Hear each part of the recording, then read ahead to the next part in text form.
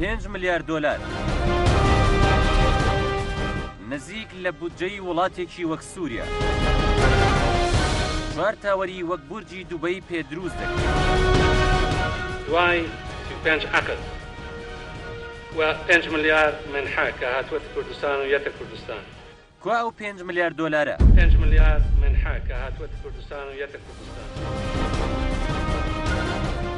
چی لێ هات؟ ئەو منحانە بەشێکی بە پارە ئەدرێت، زۆر بەشی بە پرۆژە ئەکرێت. بۆ کوێ چوو؟ 5 ملیار منحە کە هاتووەتە کوردستان و یەتە کوردستان. دەتانەوێت چی لێ بکەن؟ تا ئێستا 1 ملیار دۆلار زیاتر سەرف نەکرد. نزیکەی 4 ملیاری هێشتا ماوە. بەنیازن ئەو 5 ملیار دۆلارە بە دەردی ئەو ملیارەها دۆلاری تر بەرن کە خۆتان نەبێ کەس نازانێت چیان لێ هاتووە. ئەزانن 5 ملیار دۆلار چی پێدەکرێت؟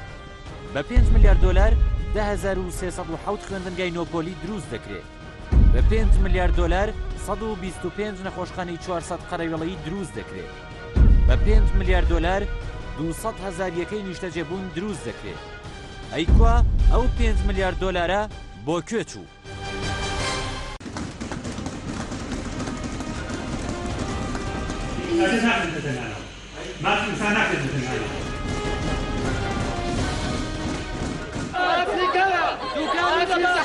شو هالشهر هذا؟